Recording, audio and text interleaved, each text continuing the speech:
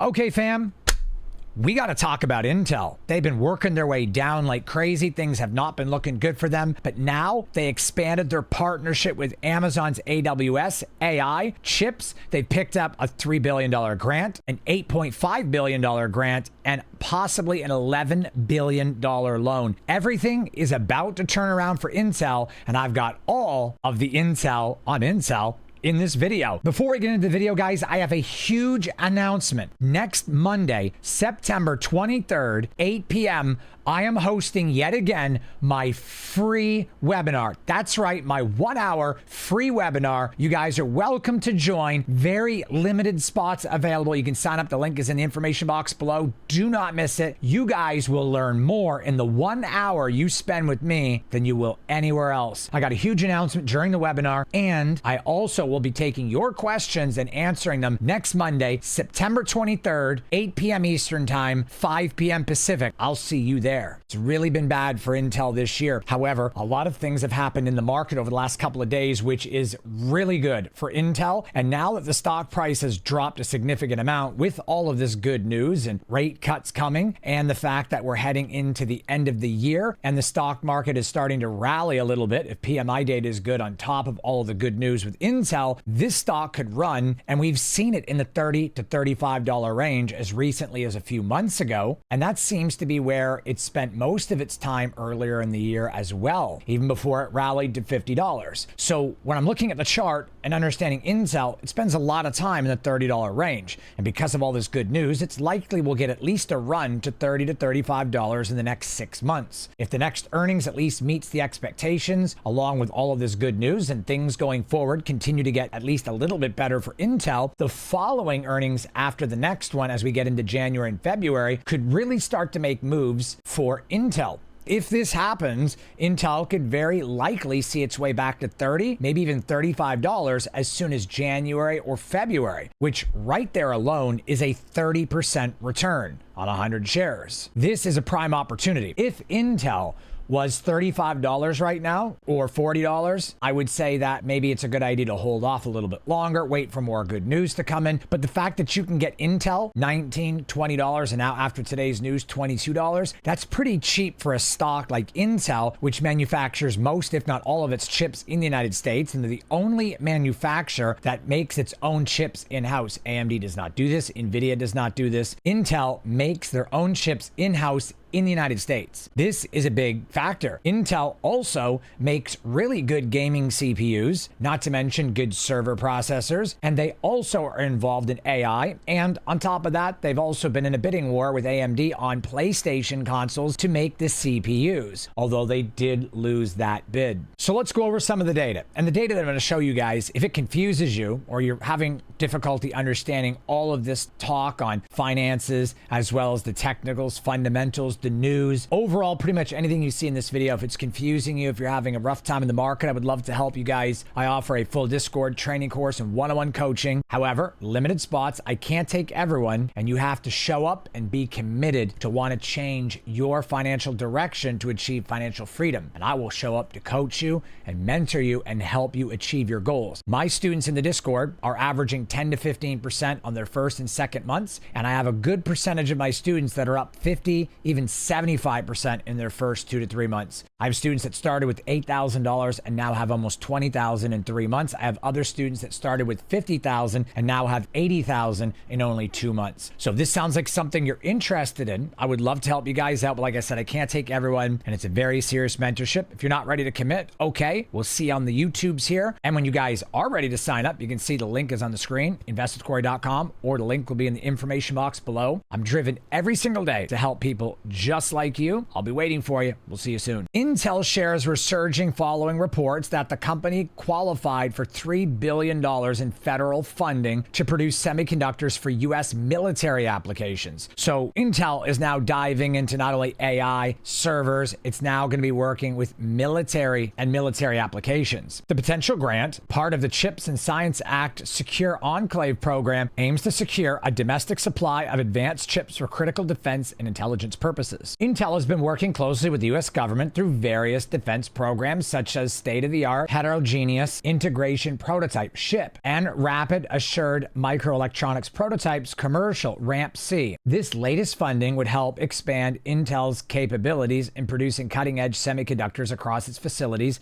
in Arizona, Ohio, and other states. This comes on top of an already proposed $8.5 billion in grants and $11 billion in loans Intel is negotiating under the broader CHIPS Act, which seeks to revitalize the U.S. semiconductor industry. Intel also announced it's expanding its strategic collaboration with Amazon Web Services, AWS, under a multi-year, multi-billion-dollar framework covering product and wafers from Intel. This expansion of our long-term relationship with AWS reflects the strength of our process technology and delivers differentiated solutions for customer workloads. Together, our secure enclave and AWS announcements demonstrate the continued progress we are making to build a world-class foundry business. Intel will produce an AI fabric chip for AWS on Intel 18A as part of the expanded partnership. They said Intel will also produce custom Xeon 6 chip on the Intel 3, building on their partnership under which Intel produces Xeon scalable processors for AWS. The firm said they also intend to explore the potential for further designs to be produced by Intel based on the 18A and future process nodes, including the 18AP and the 14A, which is expected to be produced in Intel's Ohio facilities, as well as the migration of existing Intel designs to these platforms. Another thing we have to think about right now is the fact that with Foundry, now there's some separation between Intel and the business that they're running with Foundry. Intel announced Foundry when Pat Gelsinger was named Chief Executive Officer 3 years ago, but the company has not been able to attract big volume of customers for its manufacturing business. Its biggest customer to date so far has been Microsoft, and some in the industry have said that competitors are nervous about giving over their intellectual property, among other concerns that have come up with having a company that is also a competitor in building their chips, because Intel is a competitor with these other companies. So providing our external foundry customers and suppliers with clearer separation and independence from the rest of Intel is going to be a good thing. Importantly, it also gives Intel future flexibility to evaluate independent sources of funding and optimize the capital structure of each business to maximize growth and shareholder value creation. This is very good news for Intel, making exclusive chips for Amazon and AWS in their AI business. But not only that, the partnership being expanded. Amazon is huge. They are the largest retailer in the world. They sell more products than anyone else. And if Intel is going to be partnered with them long term, like they just expanded their partnership on all of these chips, that's going to be huge, especially for Intel in the position that they're in. But not only that, a $3 billion grant, another $8.5 billion grant, and $11 billion loan with the CHIPS Act. There is a lot going on surrounding Intel right now. If they execute all of this correctly, they could pull themselves out of the rut that they're currently in, meaning this investment, even in the short to midterm, would be really good. Intel very likely could run up to $30 or $40 by springtime just based on this news and their earnings being decent, and with the rates being cut, if PMI data is good going forward, Intel's already starting to look pretty good, especially if they're showing any proof and any signs over the next 2 or 3 earnings that they're becoming more profitable and they're doing better than they were previously. So if the next couple of earnings show this, that's only going to pretty much solidify the reason to buy Intel. However, why wait until it's too late to get in? Why wait till it's 35 or 40? If you wait for all this news to come out and Intel runs to 35 or 40 and you get in, there's still some profits to be made long term. But right now, it's pretty close to as cheap as it's going to get. With all this good news being out, the only way Intel would go below $20 is if things got even worse and there was threats of bankruptcy. As long as they keep doing what they're doing now and make even the smallest amount of progress, the likelihood of falling below $20 is very low. very low. And Intel has been sitting around $19 to $20 for the past month, and it never went below that. It's going to be very hard to get Intel below that price. Right now it's at 22. By the time you guys see this video, it's probably going to be over 23, but this is the time to get into Intel. This could be the next big investment because of these grants, the loans, and the partnership with Amazon. Ultimately, it'd be really good if Intel could find a way to be able to bid into PlayStation and Xbox, but AMD is definitely outperforming them there. And due to the history with PlayStation and Xbox, Microsoft and Sony don't want to implement Intel CPUs due to backwards compatibility, unless, of course, they get a better offer from Intel. And that is really the big problem with these chips, is Sony and Microsoft didn't want to buy Intel chips because they weren't cheap enough as compared to AMD's chips, as far as the backwards compatibility issue with switching to a new chip manufacturer. But if Intel could get its house in order and offer Sony and Microsoft a cheaper chip that's relatively comparable to AMD's prices and performance, eventually they could maybe work their way into the consoles. And if something was to change with the PlayStation 6 and the next Xbox coming out, then maybe it would be potentially possible that Intel could get into this market. And if they did, that would be huge. But just with Amazon Web Services, that partnership, the 2 grants and the loan, Intel has the opportunity here, if executed properly, to work towards a better future. Now, I'm in no way saying to go put all of your account in Intel. I wouldn't put your whole portfolio into Intel. That's not what I'm saying.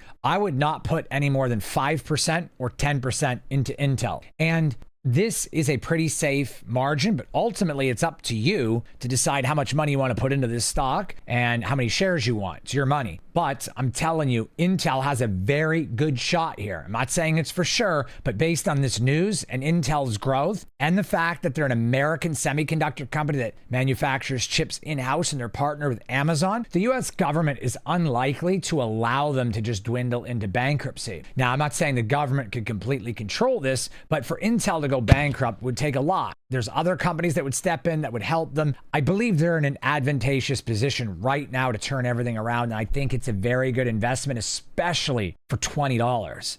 I mean, this is almost half the cost of Palantir right now, and Intel is massive. They are a massive hardware company. They're just struggling right now. And remember, buy the dip, buy the bottom. When things are red, people are selling and there's a lot of fear, it's time to buy. Well, that's all true, but there needs to be something to solidify that on a certain situation like this, if the company's not doing well. And that was the news that came out today with these grants, the loans, and the partnership expansion with AWS. This is big news. This is the opportunity. Nothing's guaranteed, but time in the market beats timing the market.